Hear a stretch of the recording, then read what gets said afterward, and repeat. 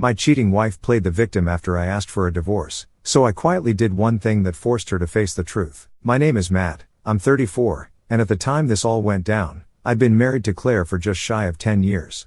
If you asked me back then, I would have said our marriage was solid. We had the usual ups and downs, but who doesn't, right? So, here's where it gets crazy. I was on a work trip, supposed to come back home on a Friday, but our meetings wrapped up early. I figured I'd surprise Claire by coming back a day ahead of schedule. It seemed like a sweet idea. I didn't call her because I thought it'd be cool to just show up, maybe grab dinner together, and spend some time after being away, normal stuff. I'm driving back, and about 20 miles from home, I realized I was running on fumes. The last thing I needed was to get stuck on the side of the road, so I took the next exit and stopped to fill up. As I'm pulling out of the gas station, I spot this car that looks exactly like Claire's, same model, color, even the license plate looked familiar. But it's a couple of miles from our house, which is weird. My first thought was, what's she doing over here? This area wasn't close to the grocery store she usually goes to or anywhere she'd normally be. I didn't want to jump to conclusions, so I figured maybe she had some errand she hadn't mentioned. No big deal, but it felt a little off. I called her. She picks up after a few rings, and I swear she sounded out of breath, not too crazy, but you know when something feels wrong. You can hear it in someone's voice. She goes, "Hey, I was just about to call you." She says she's running some errands, nothing special, but her voice, I don't know, something was off. I asked her where she was, and she hesitated for a second, like she didn't expect me to ask. That was red flag number 1. Then she tells me she's heading to the grocery store near our place. But here's the thing, she's not heading toward our place. I saw her car go in the opposite direction just a few minutes earlier. I didn't call her out on it right then. Part of me thought maybe I was being paranoid, and the other part was curious to see where this was going. So I told her, "Cool, I'll meet you at the store. Maybe we can grab dinner afterward." She hesitates again, like she's processing what I just said, then goes, "Sure, that sounds great." But you could hear it in her voice, she wasn't expecting me to say that. I'm not going to lie, my stomach was doing flips at this point. The more I thought about it, the more things clicked together. Why was she acting weird? Why did she lie about where she was going? Why did she sound so nervous when I called? But I played it cool. I told her I was only a few minutes away, even though I knew she was probably speeding to beat me to the store. Sure enough, as soon as we hung up, I saw her car fly past me in the opposite direction. She had to be going at least 90, trying to get to the store before I showed up. I guess she thought if she got there first, she could make it seem like she was just running errands. I took my time. I wasn't in a rush. I pulled into the parking lot, and there she was, standing outside the store, adjusting her clothes and fixing her hair in the side mirror of her car. She didn't see me at first, so I watched her for a second. It was weird, like she was trying to pull herself together before I got there. I finally pulled up, and she immediately walked over, all smiles, acting like nothing was wrong. She suggested we grab some groceries and head home instead of going out, which was fine by me. But the whole time, I couldn't stop thinking about how sketchy she was acting. Why did she lie? Why was she out of breath when I called? Why was she so jumpy? We go inside, and the first thing she says is she needs to use the bathroom. Okay, whatever, people need to use the bathroom. But here's where it gets weird, she disappears into the restroom for like 15 minutes. I'm standing there waiting, and I could hear the sink running the whole time. It doesn't take 15 minutes to wash your hands. I didn't say anything, but I was getting more suspicious. I had that gut feeling something was off, but I didn't have hard proof yet. When she finally came out, she looked a little flustered but just smiled and said, "Sorry, I had to do a number 2. Now, I don't want to get too graphic, but I know when someone's lying."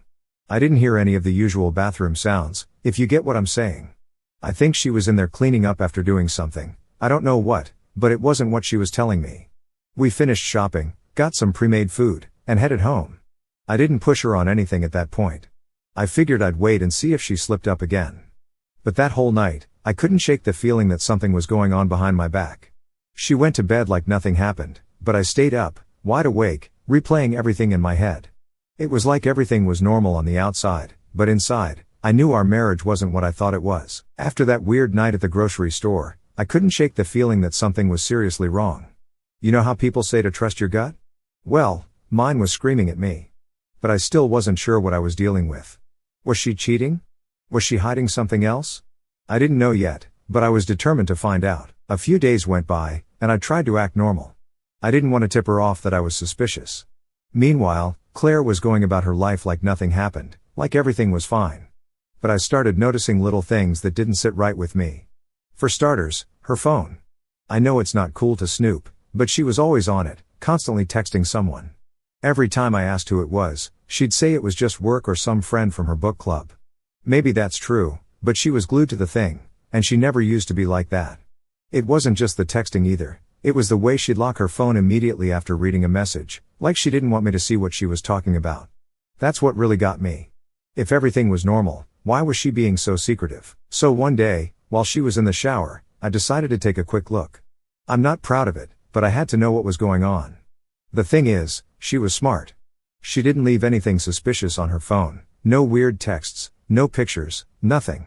Either she was really careful, or she was using some other method to keep things hidden. It almost made me feel crazy, like I was imagining everything. But my gut wouldn't let it go. Then came the late nights.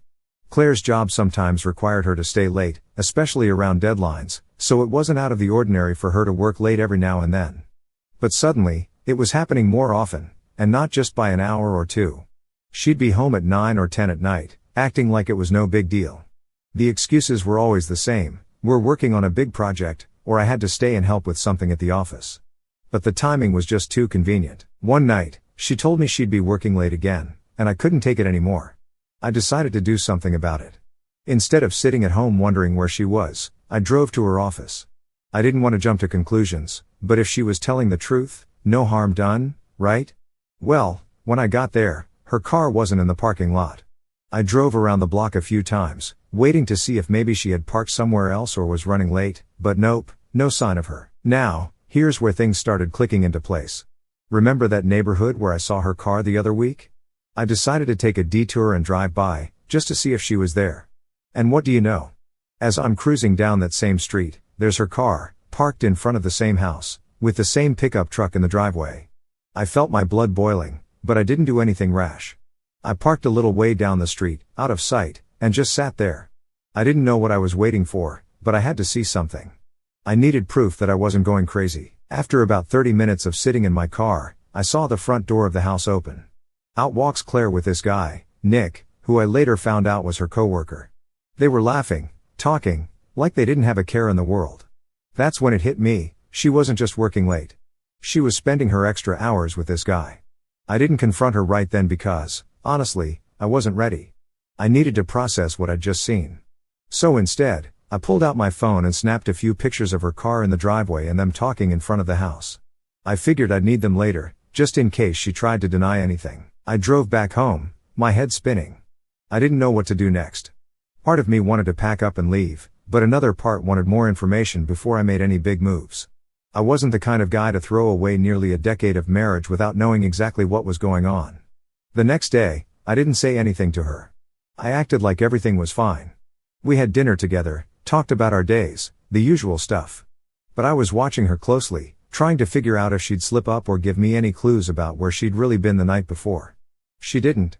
Claire was a good liar, I'll give her that. She didn't flinch or hesitate when she told me about her late night at work. She even said they ordered pizza for dinner at the office. It would have been convincing if I hadn't known the truth. Over the next few days, I kept an eye on her, trying to catch more evidence of what was going on. Every time she said she was working late, I'd drive by that same house, and every time, there she was, parked out front. I didn't see Nick again, but I didn't need to. I already knew what was happening. At this point, I was just biding my time. I needed to figure out my next move, but I couldn't rush it. I didn't want to make a scene without being fully prepared. So I kept gathering my evidence, waiting for the right moment to confront her, and the lies kept piling up.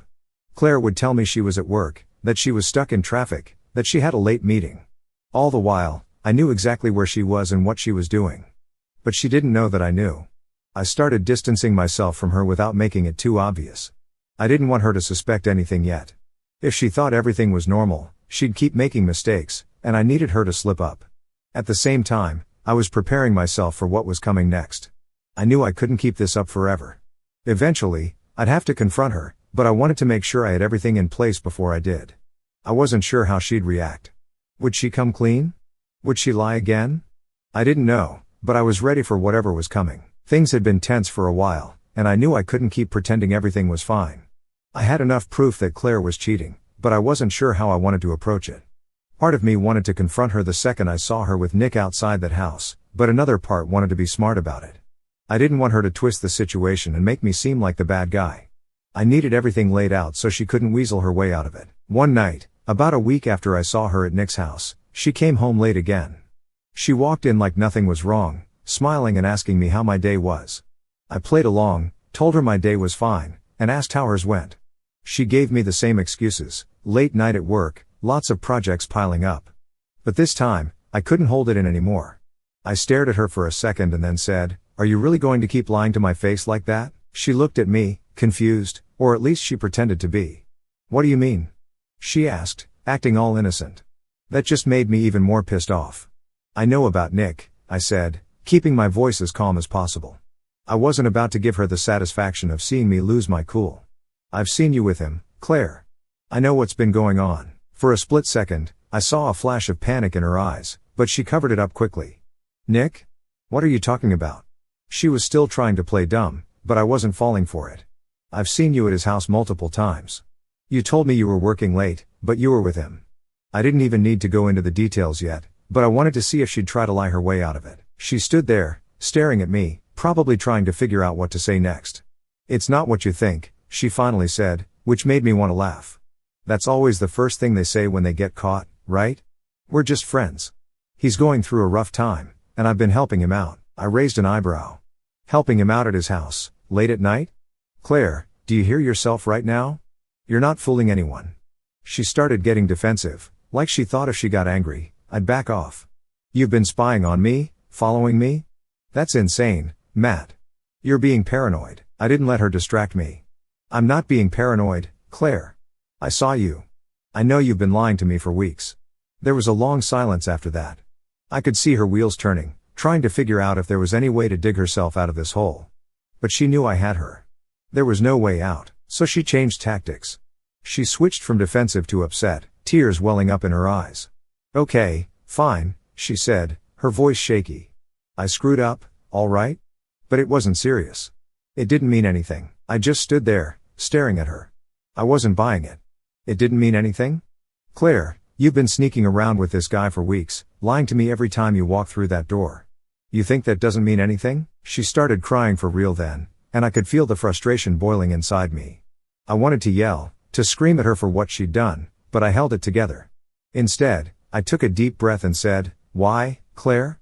Why did you do it?" She wiped her eyes and looked at me, like she didn't know how to answer that. "I don't know," she whispered. "It just happened." "Things don't just happen," I snapped. "You made a choice, Claire. You chose to cheat on me." She didn't respond right away. She just stood there, sobbing quietly. I couldn't tell if she was crying because she was actually sorry or because she got caught. Honestly, I didn't care anymore. "I didn't mean to hurt you," she said, her voice breaking. "But you did," I shot back. "You hurt me, Claire. You betrayed me. Do you even understand what you've done?" She nodded, but I wasn't sure if she really did. How could she? How could someone who's supposed to love you just throw everything away like that? "I'll end it," she said suddenly. "I'll end it with Nick. We can fix this, Matt. Please, we can work through it." I shook my head. "It's too late for that." She looked at me, desperation in her eyes. "No, it's not. We can go to counseling. We can talk this through. I love you, Matt. I do." I didn't believe her. How could I? She'd been lying to me for weeks, maybe even months. Whatever love we had, she killed it the moment she decided to be with someone else. "I don't think you do," I said, my voice cold. "If you really loved me, you wouldn't have done this." "I made a mistake," she pleaded. "Please give me a chance to make it right." I stood there, staring at her, and for the first time in a long time, I felt nothing. No anger, no sadness, no love, just nothing. "I can't do this anymore," I said, finally breaking the silence. "I'm done." She froze. "What do you mean? You can't just leave." "I'm done, Claire," I interrupted. "I don't want to be in this marriage anymore. I can't trust you, and without trust, there's nothing left." She started crying harder, trying to grab my arm, but I pulled away. "Please, Matt, don't do this. We can fix it, I swear." But I wasn't listening anymore. My mind was made up. There was no fixing this. "You can't come back from something like this." "I'll pack my things tomorrow," I said quietly. "We'll figure out the rest later." And just like that, I walked away. I didn't raise my voice, Didn't slam the door, didn't do anything dramatic. I just walked out, and in that moment, I felt more at peace than I had in weeks. Claire called my name as I left, but I didn't look back. That was it. There was no going back now. After I walked out that night, things got real quiet. It was like the calm after a storm, but not in a peaceful way, more like when you're standing there, looking around at the mess that just happened, and you know you've got to deal with the cleanup. That's exactly what it felt like. I didn't go far that first night. I stayed with my buddy Jake, who didn't ask too many questions, just let me crash on his couch and left it at that. I wasn't ready to talk about it yet. I didn't even know where to start. The next morning, I went back to the house. I didn't want to drag things out, and I definitely didn't want to be there when Claire was. The last thing I needed was another round of her crying and begging me to stay. So I got there early, packed up some clothes, my laptop, and a few things I knew I'd need for the next few weeks. It felt weird, packing up my life like that, but I didn't want to stay in that house any longer than I had to. Every corner of it felt tainted now. As I was packing, my phone started blowing up. Claire had figured out I wasn't coming back, and she wasn't happy about it. I didn't even read most of the messages. A few were her saying how sorry she was, that we could work through this if I just gave her a chance. Then the next few were angry, like she was pissed that I'd actually walked out. It was like she couldn't believe I'd go through with it. I blocked her number. It wasn't because I didn't want to hear from her at all, it was more that I needed some space to think. I needed to breathe without her constant messages pulling me back into the mess. After I blocked her, things got quiet again. The silence was kind of eerie, but it was also what I needed. Jake wasn't asking me a bunch of questions, and I wasn't in a rush to explain. I didn't want to sound like one of those guys who airs all their dirty laundry. At the same time, I couldn't shake this feeling like I'd been thrown into a whole new life without any warning. I'd been with Claire for nearly a decade. We had routines, habits, little inside jokes that came from being together that long. And now, all of that was gone.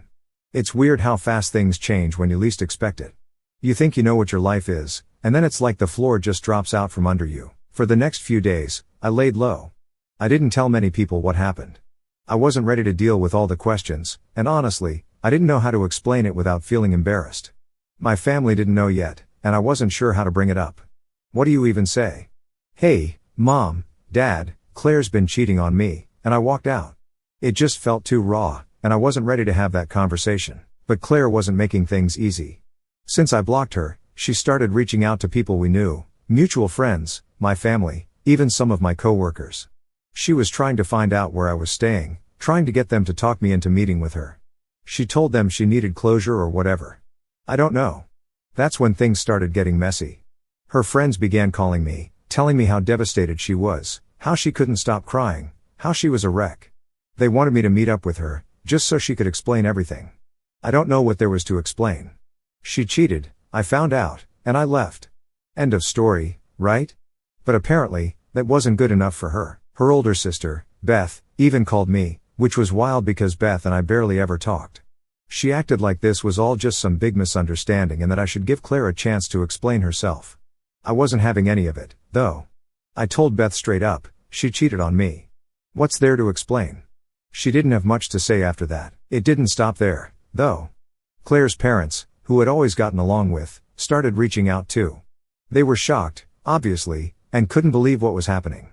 But instead of supporting me, they sided with her. They tried to guilt trip me, saying things like, you know she loves you, and maybe you're overreacting. Overreacting? How was I supposed to react to being lied to and betrayed for weeks, maybe longer? That's when it hit me, no one really knew what was going on except me. To everyone else, we were the perfect couple, and Claire was the sweet, caring wife. They didn't see the lies, the cheating, the nights I stayed up wondering what the hell was going on. They saw the version of her she wanted them to see. I started feeling pretty alone at that point.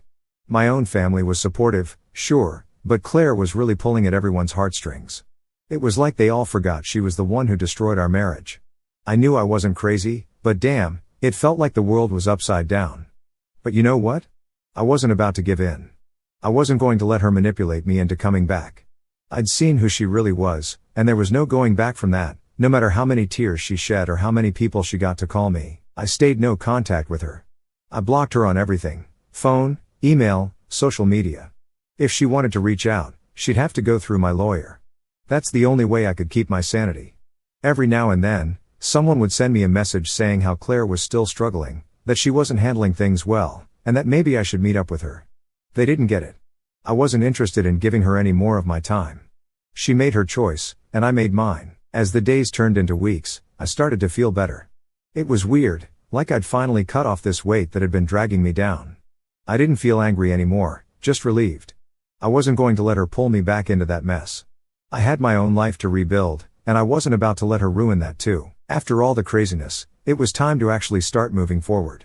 It wasn't like flipping a switch and suddenly everything was okay, but I'd made up my mind that I wasn't going back. Claire had done enough damage, and I wasn't going to let her drag me down anymore. Blocking her on everything was the best decision I made.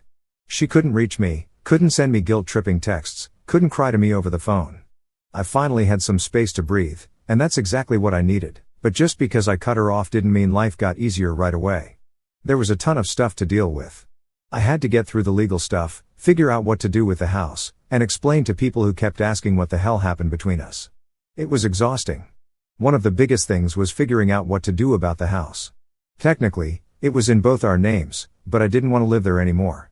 The place felt tainted, like every corner of it reminded me of the lies and the sneaking around. So I decided I wasn't going to keep it.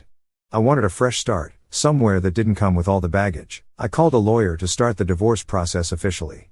I had no idea what I was doing, but the lawyer walked me through everything. We'd have to split assets, figure out what was fair, all that. Claire hadn't responded yet, but I knew she'd come around once the papers hit her. I was preparing myself for whatever drama that would bring. On top of all that, I had to explain the situation to people who were still in the dark, my family, a few close friends who didn't know the details yet. They were all asking questions. When I finally told my parents, they were shocked. My mom was especially upset because she thought Claire was practically perfect. She couldn't believe that the woman who had been part of our family for almost 10 years had done something like this. I had to remind her that things aren't always what they seem. Then there were the friends. Most of them were on my side, but I still got the occasional, maybe you should talk to her, or it's not too late to fix things. I wasn't having any of that. Fix what? She cheated, lied, and disrespected me. There was no fixing that. I wasn't about to entertain the idea of going back to someone who'd been unfaithful, no matter how many tears she shed or how many apologies she made. After a couple of weeks of laying low and sorting through the mess, something weird happened. I started to feel better, lighter even. It was like once the dust settled and I stopped worrying about what everyone else thought, I realized how much weight I'd been carrying around. The trust issues, the constant wondering where she was or who she was with, that was all gone now.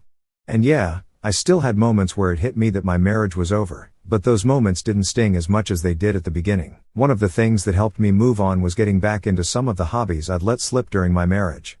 Before all this, I used to love playing basketball with some buddies from work, but over the last year or so, I'd kind of let that go.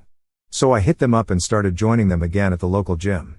It felt good to be doing something for myself again, something that wasn't tied to the stress of my relationship. I also focused on work. I know it sounds cliché, but diving into my job gave me a sense of purpose when everything else felt shaky. I wasn't going to let Claire's actions ruin every part of my life. I still had control over my career, and I poured my energy into that. And guess what? It paid off. I started getting recognition for some of the projects I'd been leading, and it felt like I was finally moving forward in a positive direction. Then, out of nowhere, I started hearing from people who hadn't been in touch for a while. Old friends who'd heard through the grapevine about the divorce reached out, checking in on me.